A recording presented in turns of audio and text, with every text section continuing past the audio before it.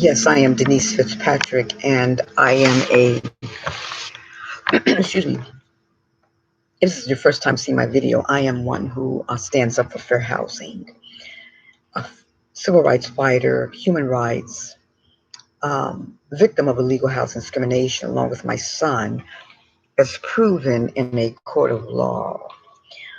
Many times I come outside and make my videos and otherwise work online when conditions are so loud in my unit because of noisy people upstairs. This isn't the first video that I have made in regards to this. I have made quite a bit. So again, I am setting out here today while I'm working on this case to have peace and quiet because there apparently isn't the right insulation in the ceilings and the walls, and there apparently is no carpet on the floors upstairs. Upstairs, there's at least 3 adults, 2 children who are out of school because of the COVID and do not play outside. You never see them outside playing.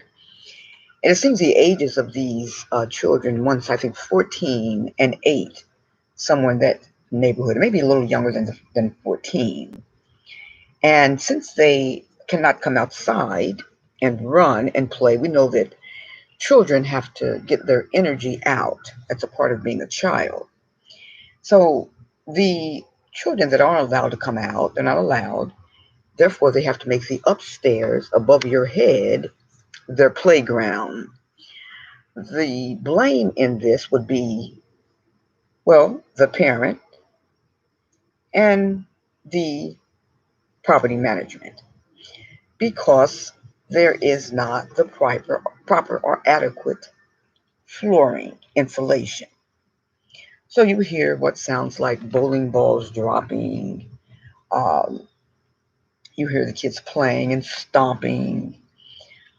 You hear the slamming of a toilet, top to a toilet.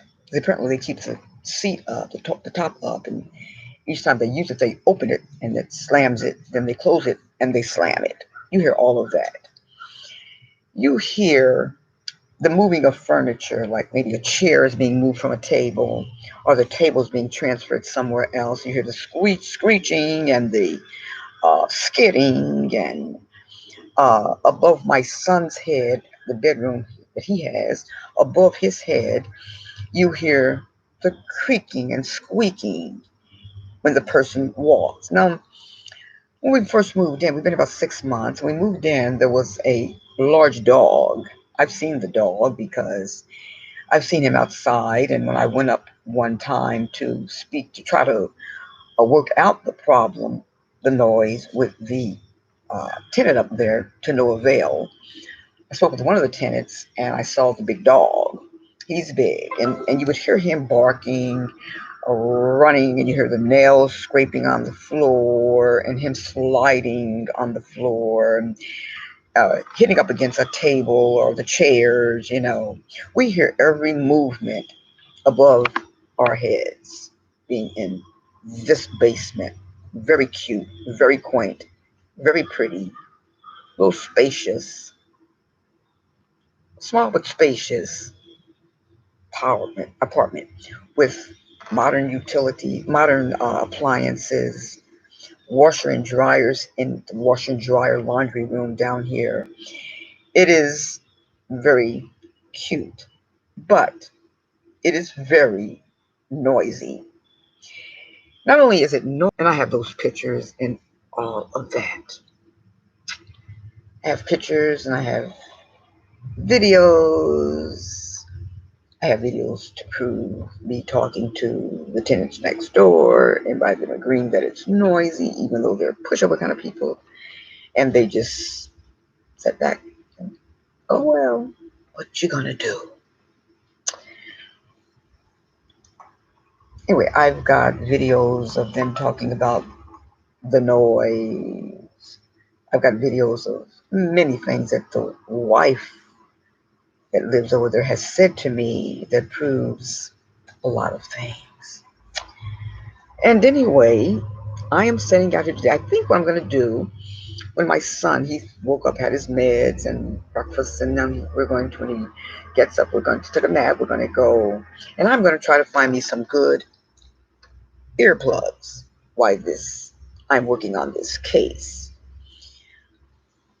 The earplugs I have don't do very, very well. They're a little cheaper earplugs, but I'm going to go and I'm going to try to find some very good earplugs to block out or try to block out some of this noise.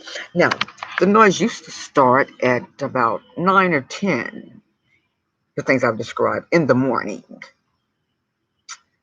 And they would go on and usually stop around 9 or 10 at night. But now, since I have went up there and said something about 12 midnight, the child playing, the walking hard, the jumping. And again, that walking hard has always been, but the jumping and the hard, even harder, it's not a walking, it's more of it's a pounding.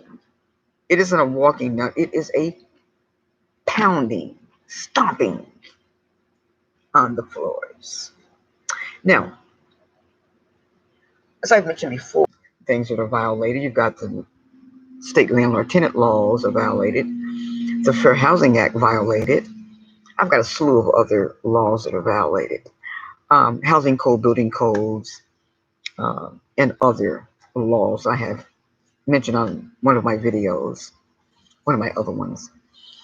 And I'm making this because I want people to know that something can be done. If you have to come out on your porch, or if you do come on your porch, of the other conditions and the breaches of warranty and availability.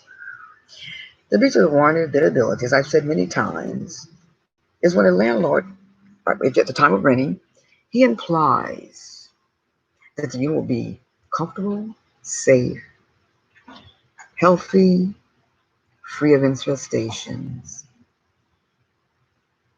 decent, and those things is what the implied warrantability is implied.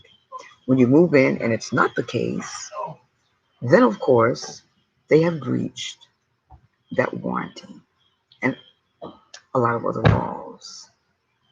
So I want to say this today as a fighter for civil rights, human rights, and as an advocate for fair housing, that anytime these things are going on, you don't have fair housing, and you are living in substandard housing.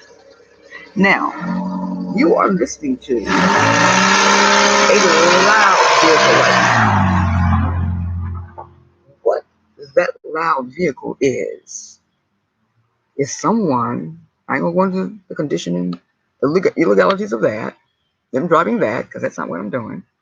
But that is the family that is also affected by the noise above our heads. That's the wife and the husband. They're living in mold, water dripping, bugs, because you're on the outside. And when there is not the proper extermination and you're living close to these kind of things, wooded areas, that is their mess over there. But they said that the landlord said that he would, I think he came out there, said that he would take care of all of that. Those tires and all of that stuff is his, but he never has. And you look over here some more, you see all this high grass and all that. That, according to the laws, that harbors insects. I see lizards out here, those little lizards and all the other things that I have described. Centipedes, mostly lizards. I see spiders, and these are the things that I have seen inside that I have taken pictures of. And these people over here say the same thing, that they have all of that kind of stuff over there. Look at the yard. Since they're gone, I'm going to just walk a little closer This is one of his cars that's out here that some illegality stuff. But I'm not gonna mess with that person's stuff. But anyway, and if you go onto the side of this place here, you'll see lots of high, high. It's gotten much higher than it was at one time. It's always been high. And so that is what it does. They're in apartment B here. And of course, I'm in A. Now, so then, these types of conditions can cause, and you don't have any extermination on top of it, of the places, can cause these live things to come in. At one time, I lived in Cincinnati in a place called, I think it was called Terrace Woods. And in the back of Terrace Woods, it was something like this. Very nice apartment inside. That caused this to happen. I got up one day, I left. My son was in a program. He was in school. I came back home, and when I walked in, turned the key, walked in, and I looked, and in the kitchen, I said, "Oh, I don't remember my son wearing a belt." And I moved a little inch, and that was a snake. I